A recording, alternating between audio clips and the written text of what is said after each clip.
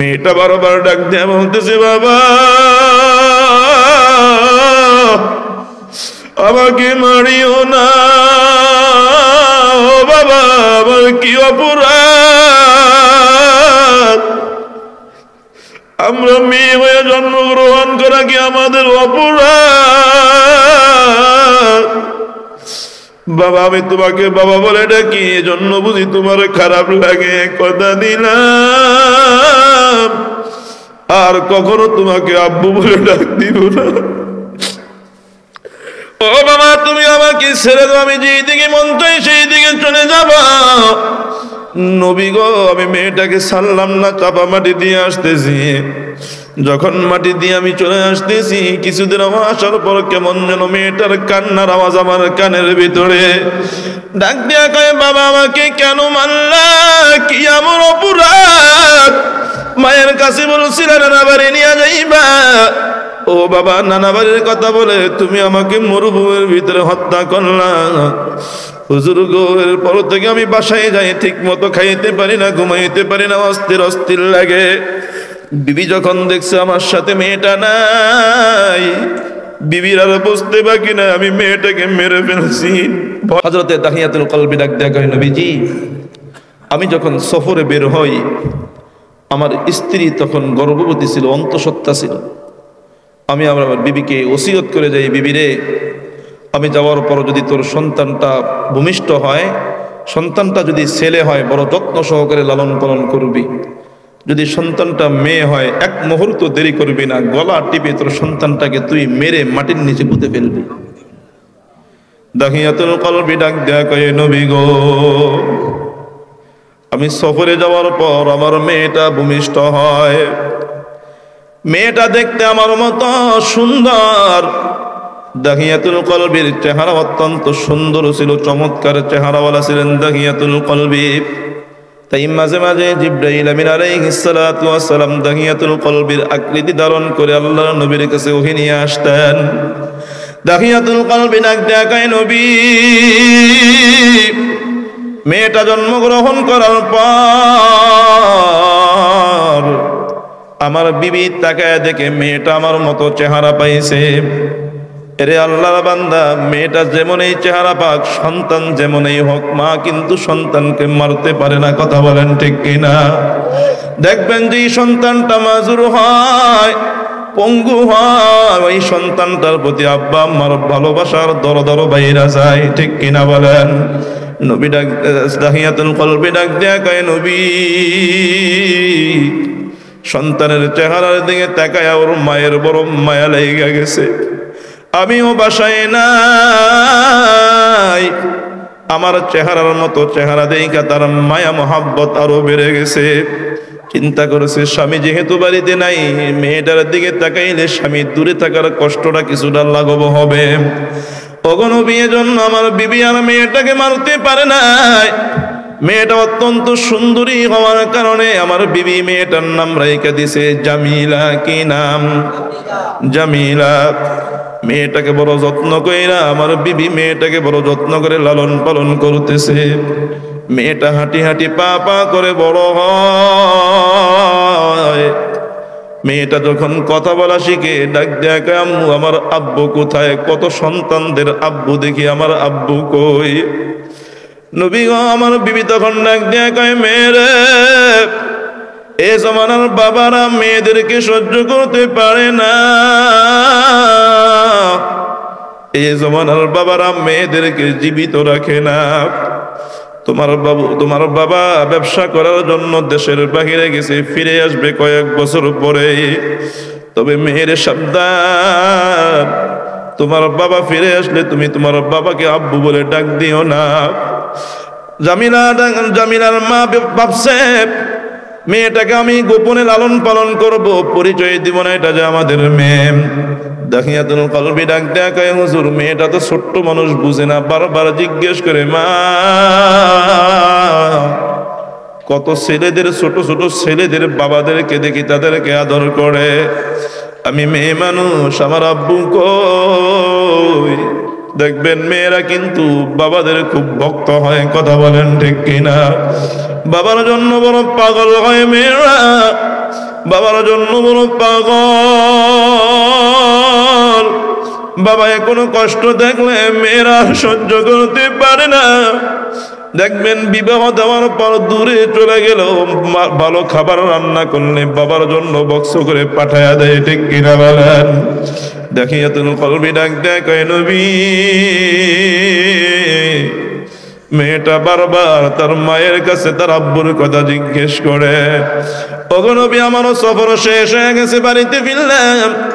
বাড়িতে ঢুকেই দেখি বাড়ির ভিতরে ফুটফুটে সুন্দরী ছোট্ট একটা মেয়ে দৌড়াদৌড়ি করতেছে। বিবিরে জিজ্ঞেস করলাম, বিবিরে মেয়েটা কার? বিবি আমতা আমতা করে কোনো জবাব দেয় না। হুজুর এই মুহূর্তে মেয়েটা নাক দেখ, আম্মু এই লোকটা কে? নবী গো, আমার বিবিটা মেয়েটার কানে কানে কয়, এটাই তোর বাবা, তবে সাবধান, বাবা বলে ডাক দিস না। আগে অবস্থা দেখি বাবা তার সন্তানকে ভালোবাসে কিনা, তার প্রতি ভালোবাসা জন্মায় কিনা। ছোট্ট মানুষ কোনো বাধা বুঝে না, যে এটা নিষেধ করা হয় ওই কাজ বাচ্চা ফলাবেন বেশি করে কথা বলেন, ঠিক কিনা? যখনই বলছে এটা তোর বাবা, মেয়েটার দেরি করে নাই, দাখিয়াতুল কলবি ডাক দেখ, হুজুর গো। মেয়েটা একটা দৌড় দিয়া এসে আমার গলাটা জড়াইয়া ধরে আমার গালে চুমু দিয়া কয়, বাবা তুমি এতদিন কোথায় ছিলা? আমি কতবার তোমাকে খুঁজছি, কত সন্তানদেরকে দেখেছি তাদের বাবাদের কোলে উঠতে, কত ছেলেদেরকে দেখেছি তাদের বাবারা তাদের জন্য মজা নিয়ে আসে। এ বাবা তুমি কোথায় ছিলা? তুমি কি আমার বাবা? ও বাবা, মা বলেছে এ জমানার বাবারা নাকি মেয়েদেরকে সহ্য করতে পারে না। বাবা আমি মেয়ে হওয়া থেকে তুমি রাগ করে বাড়ির বাহিরে চলে গেছ। বাবা সব তোমাকে আদর কইরা দেয়। হুজুর গো, মেয়েটা আমার গালে চুমু দেয়, কপালে চুমু দেয়। ছোট্ট মানুষ গলাটা জড়ায়া ধইরা বুকের সাথে লাইগা ধরায়া ধইয়া থাকে। হুজুর আমার তো ভিতরে ভিতরে মেজাজ গরম হয়, কারণ আমাদের ভিতরে কোরআনের নূর নাই, হেদায়েতের নূর নাই। আমরা দেখতে মানুষ হইল, আমাদের ভিতরটা পশুতে ভরপুর হয়ে গেছে। আরে পশুও তো পশুর বাচ্চারে মহাব্বত করে, ঠিক কিনা বলে? দেখবেন যে মুরগিটা আপনাকে দেখলে পালায়, ওই মুরগি বাচ্চা দেওয়ার পর ওই মুরগিটাই বাচ্চার সেবের জন্য আপনাকে দৌড়ে ঠুকুর দেওয়ার জন্য আসে, ঠিক কিনা বলেন? যেই গরুটা আপনাকে ইতিপূর্বে কিছু করে না, ওই গরুটা দেখবেন বাচ্চা হওয়ার পর আপনার দিকে বারবার ঘুইরা ঘুইরা তাকে আপনাকে আঘাত করতে আসে। বা পশুর ভিতরে বাচ্চার প্রতি ভালোবাসা আছে। দাখিয়াতুল কলবি ডাক দেয়, হুজুর আমাদের জমানাটা এমন ছিল, আমাদের সব ভালোবাসা আমাদের ছেলেদের প্রতি ছিল, মেয়েদেরকে আমরা দেখতেই পারতাম না। মেয়ে হইলে আমাদের মেজাজ খারাপ হয়ে যাইত, আমরা নিজেরাই হত্যা করে মাটির নিচে জীবন্ত, হত্যা ছাড়াই মাটির নিচে জীবন্ত পুঁতে ফেলতাম। হুজুর গো, এই মুহূর্তে মেয়েটা বলছে, আব্বু আমার কাছে বড় লাগে।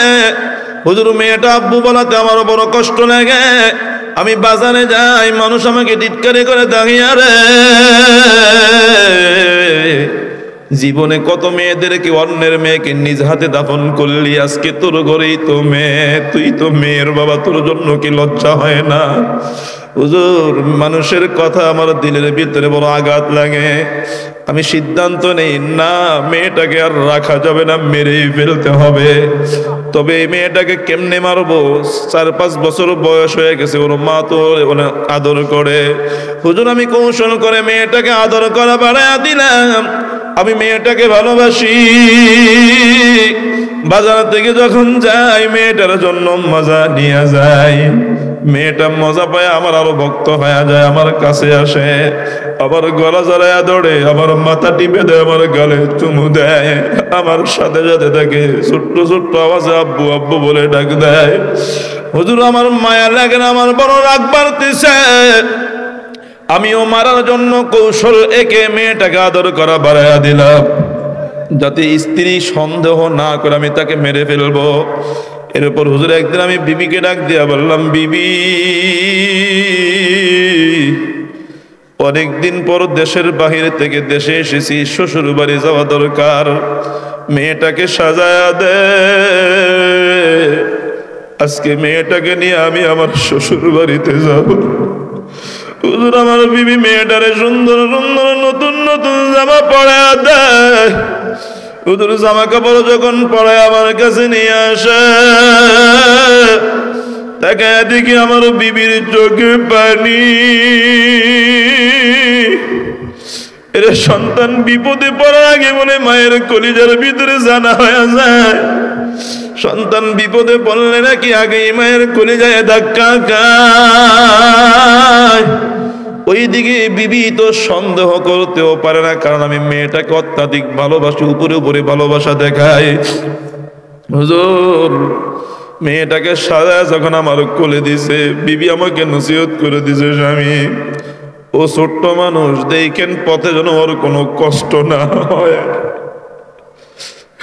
কারণ মায়েরা এমন সন্তানদের কষ্ট কখনো সহ্য করতে পারে না। হুজুর আমি বিবির কাছ থেকে যখন বিদায় নিয়ে আসি, আমার মেয়েটাকে কোলে করে আমি হাঁটতেছি, একটু পর পর তাকায় দেখি বিবি ঘরে ফিরে গেছে কিনা, দেখি না, ঘরে ফিরে যায় না। আমার মেয়েটার দিকে তাকায় আছে। দেখবেন সন্তান যদি বাড়ি থেকে বিদায় নেয়া কোথাও যায়, ঢাকা যায়, বরিশাল যায়, দেশের বাইরে যায়, মা সন্তানকে বিদায় দিয়া ততক্ষণ পর্যন্ত ঘরে যায় না যতক্ষণ পর্যন্ত সন্তান চোখের আড়াল না হয়। কথা কোন ঠিক কিনা? ডাক ডাকায় হুজুর আমার বিবি আমার মেয়েটার দিকে তাকায় রয়েছে, একটু বড় বড় দেখি কাপড় আঁচল দিয়া চোখের পানি মুছে। হুজুর যখন দেখলাম আমার বিবি আর আমাদেরকে দেখতেছে না, তখন আমি আমার মেয়েটাকে একটা আচার দিয়ে কোল থেকে নিচে নামায়া ফেললাম। বলতেছি তুই হেঁটে হেঁটে চল, আমার কোল ব্যথা হয়ে গেছে। হুজুর মেয়েটা হাঁটতেছে আর আমার সাথে মজার মজার টুন টুন করে কথা বলতেছে। হুজুর কিছু দূর হাঁটার পর মেয়েটা ডাক দেয়া কয়, বাবা এই মরুভূমির ভিতরে আমার পা ব্যথা হয়ে গেছে, আমি আর হাঁটতে পারি না, বাবা তুমি আমাকে কোলে নাও। ও বাবা আর কতটুকু হাঁটবো, নানা বাড়ির রাস্তা তো এটা না, তুমি বলছো নানা বাড়ি নিয়ে যাইবা, এটা তো নানা বাড়ির রাস্তা না। মায়ের সাথে অনেকবার নানা বাড়ি গিয়েছিলাম, নানা বাড়ির রাস্তা তো অন্যটা। দাহিয়াতুল কলবি নাক দেখাই হুজুর। তখন আমি মেয়েটাকে একটা ধমক দিয়ে বললাম, বেশি পাকনামি করবি না, আজকে অন্য রাস্তা দিয়া তোকে তোর নানা বাড়ি নিয়ে যাব। হুজুর পাথরের আঘাতে মেয়েটার পা ফেটে রক্ত বের হয়ে গেছে, হাঁটতে পারে না, ছোট্ট মানুষ। ডাক দিয়া কয়, বাবা আমি হাঁটতে পারি না, তুমি আমাকে কোলে করে নিয়ে যাও। হুজুর মেয়েটা যতবার বাবা বলে ডাকি ততবার আমার খারাপ লাগে, কারণ আমাদের ভিতরে ঈমান নাই, আমাদের ভিতরে হেদায়েতের ছোঁয়া নাই, আমরা কোরআনের ইলম পাই নাই, কোরআনের আলো পাই নাই। হুজুর হাঁটতে হাঁটতে মরুভূমির মাঝখানে যখন চলে যায়, আগ থেকেই মাটি খনন করার শাবল আমি লুকায়া রাখছি। শাবলটা বের করে মাটি খনন করতেছি। মেয়েটা জিজ্ঞেস করে, বাবা এখানে কি করবা? হুজুর গো আমি বলি আমার কাজ আমি করবো, তুই তোর মতো চুপচাপ দাঁড়ায়া থাক। দাহিয়াতুল কলবি ডাক দেখায়, নবী আমি মাটি কাটি, মেয়েটা দাঁড়ায়া রয় নাই, আমার কষ্ট দিকে মেয়েটা তারা হাত দিয়া মাটি সরে সরে আমার কাজে সাহায্য করে। হুজুর তো জানে না এই মাটি ওর জন্যই কাটি। হুজুর মাটিটা খনন করিও মাটি হাত দিয়া সরায় আর ডাক দিয়া কয়, বাবা এই রৌদ্রের ভিতরে এমন তোমার কি কাজ? যদি এত প্রয়োজন হইত তাহলে তুমি কামলা নিয়ে আনিতা, মানুষ দিয়া কাজ করাইতা, তুমি কেন কষ্ট করতে গেলা? হুজুর মেয়েটা তাকায় দেখে আমি ঘামায়া গেছি, রৌদ্রের ভিতরে মাটি কাটতে গিয়া ঘামায়া গেছি। মেয়েটা ডাক দিয়া কয়, বাবা আসো, তোমার চেহারাটা তো ঘামে ভরে গেছে, আসো আমি আবার জামা দিয়া তোমার ঘামগুলো মুছে দেই। হুজুর আমি যখন মাটি কাটার জন্য নুই মাথার নিচের দিকে নামাই, মেয়েটা তার গায়ের জামা দিয়ে আমার চেহারার আচল চেহারার গামগুলো মুইজা দেয় আর ডাক দিয়ে কয়, বাবা তোমার এত কষ্ট আবার সহ্য হয় না। হুজুর গো, যখন গর্তটা করা শেষ হয়ে গেল, আমি একটা ধাক্কা দিয়া মেয়েটাকে গর্তের ভিতরে ফেলে দেই।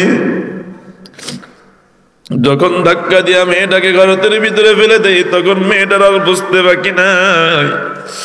মা যে বলছিল এ জমানার বাবারা মেয়েদেরকে জীবন্ত মাটির নিচে পুঁতে ফেলে, ডাক দিয়া কয়, বাবা তুমি কি মায়ের কাছ থেকে মিথ্যা বলে আমাকে মারার জন্য নিয়ে আসছো? তুমি তো মায়ের কাছে বলছিলা নানা বাড়ি নিয়ে যাইবা। ও বাবা, তুমি দিয়ে এখন আমাকে গর্তে ফেলায় রাখছো। হুজুর গর্ত না এত গভীর, মেয়েটা উঠার কোনো সুরত নাই, উঠতেও পারে না। ওর চাইতে ডাবল গর্ত করছে, উঠবে কোনো সুযোগ নাই। হুজুর মেয়েটাকে গর্তের ভিতরে রেখে জীবিত অবস্থা আমি উপর থেকে মাটি ফেলাই, মাটি দিয়া ভরতেছি। মাটির সঙ্গে একটা পাথরের চাকা পড়ছে, পাথরের চাকাটা গিয়ে মেয়েটার মাথা বরাবর পড়ে। ছোট্ট মানুষ, ডাগা মাথা, নরম মাথা, পাথরের আঘাতটা পড়ার সঙ্গে সঙ্গে মেয়েটার মাথাটা টাস করে ফেটে রক্ত বের হয়। মেয়েটা একটা চিৎকার দেয়। হুজুর মেয়েটা একটা চিৎকার দেয়, আমার তারপর মায়া লাগে না। হুজুর মেয়েটা রাখতে গায়ে, বাবা তুমি বুঝি আমাকে মারার জন্য আনছো? বাবা আমাকে মারিও না। হুজুর গো, মাটি দিয়ে আমি মেয়েটাকে ডেকে ফেলতেছি। মেয়েটা একটা হাত দিয়ে আমার চাদরের আঁচল শক্তভাবে ধরে রাখছে যাতে ছুটতে না পারি, মেয়েটা যেন উঠতে পারে। হুজুর যখন দেখলাম মেয়েটা আমার কাপড়ের আঁচল ছাড়ে না, আমি শাবলটা দিয়া মেয়েটার হাতের ভিতরে একটা বাড়ি মারার সঙ্গে সঙ্গে ব্যথা পায়া চাদরটা ছেড়ে দিছে। এবার হুজুর মাটি দিয়া মেয়েটাকে পুরা ডেকে ফেললাম। মেয়েটা বারবার ডাক দিয়া বলতেছে, বাবা আমাকে মারিও না। ও বাবা, আমার কি অপরাধ? আমরা মেয়ে হয়ে জন্মগ্রহণ করা কি আমাদের অপরাধ? বাবা আমি তোমাকে বাবা বলে ডাকি, এজন্য বুঝি তোমার খারাপ লাগে। কথা দিলাম আর কখনো তোমাকে আব্বু বলে ডাক দিব না। ও বাবা তুমি আমাকে ছেড়ে দাও, আমি যেই দিকে মন চাই সেই দিকে চলে যাব। নবী গো, আমি মেয়েটাকে ছাড়লাম না, চাপা মাটি দিয়ে আসতেছি। যখন মাটি দিয়ে আমি চলে আসতেছি, কিছুদিন আসার পর কেমন যেন মেয়েটার কান্নার আওয়াজ আমার কানের ভিতরে। ডাক দিয়া কয়, বাবা আমাকে কেন মারলা? কি আমার অপরাধ? মায়ের কাছে বলছিল নানা বাড়ি নিয়ে যাইবা। ও বাবা, নানা বাড়ির কথা বলে তুমি আমাকে মরুভূমির ভিতরে হত্যা করলা। হুজুর গো, এরপর থেকে আমি বাসায় যাই, ঠিক মতো খাইতে পারি না, ঘুমাইতে পারি না, অস্থির অস্থির লাগে। বিবি যখন দেখছে আমার সাথে মেয়েটা নাই, বিবির আর বুঝতে বাকি না আমি মেয়েটাকে মেরে ফেলছি। ভয়েতে কিছুই জিজ্ঞেস করে না, শুধু কান্না। সন্তান হারায় ফেললে মা অস্থির হয়ে যায়, মায়ের ঘুম হয় না। মাঝে মাঝে তাকায় দেখতাম বিবি ঘুম থেকে পালমাইরা উঠে আর কান্দে, জামিলা কই? এরে আল্লাহ বান্দা গোলাম, মা বাবার আগে যদি সন্তান মারা যায়, মা বাবা দেখবেন প্রতিদিনই কান্দে। কিন্তু আব্বা আম্মা যদি সন্তানের আগে মারা যায়, সন্তান কিন্তু আব্বা আম্মার জন্য প্রতিদিন কান্দে না। কথা বলেন ঠিক কিনা? এরে আল্লাহর বান্দা গোলাম, হযরত দাহিয়াতুল কলবি ঘটনা নবীজির কাছে বলে আর চোখ দিয়ে দর দর করে পানি পড়ে। ঘটনা শুনে সাহাবায়ে কেরাম কান্দে, নবীজির চোখ দিয়া দর দর করে পানি পড়ে। কারণ নবীজি মেয়েদেরকে বড় ভালোবাসতেন, কথা বলেন ঠিক কিনা? নবী ডাক দিয়া কয়, ফাতেমা আমার কলিজার টুকরা। নবী মেয়েদেরকে বড় ভালোবাসতেন। এই জমানায় দেখবেন যারা মেয়েদের বাবা তারাও মেয়েদেরকে অনেক ভালোবাসে, কথা বলেন ঠিক কিনা? মেয়েরাও বাবাদের বড় পাগল। নবী ডাক দেয়া কয়, দাহিয়া রে এমনি পারলি নিষ্পাপ ছোট্ট মেয়েটাকে তুই মারনে? নবী কান্দে, সাহাবায়ে কেরাম কান্দে, দাহিয়াতুল কলবি কান্দতে কান্দতে অস্থির হয়ে গেছে। হুজুর গো, আমি যে অন্যায় করেছি আমাকে কি আল্লাহ মাফ করবেনি? নবী ডাক দিয়া কয়, দাহিয়া রে ইসলাম গ্রহণ করলে আল্লাহ ইসলামের আগের সব গুনাহগুলো মাফ করে দেয়। সুবহানাল্লাহ বলেন। দাহিয়াতুল কলবি ডাক দিয়া কয়, আল্লাহ নবী, আল্লাহ তো মাফ করলো বুঝলাম, কিন্তু আমি তো আমার মনকে বুঝাইতে পারতেছি না। আমরা আগে কি ছিলাম? আগে আমরা দেখতে মানুষের মতো থাকলো, মানুষ ছিলাম না, কথা বলেন ঠিক কিনা? এরে আল্লাহ মানে কোরআন এমন একটা কিতাব, এই কোরআনের সম্পর্ক যার ভিতরে থাকবে সে মানুষ হয়ে যাবে। কোরআনের সাথে সম্পর্ক রাখলে আল্লাহ তার মর্যাদা বাড়ায় দেয়, কিনা বলেন?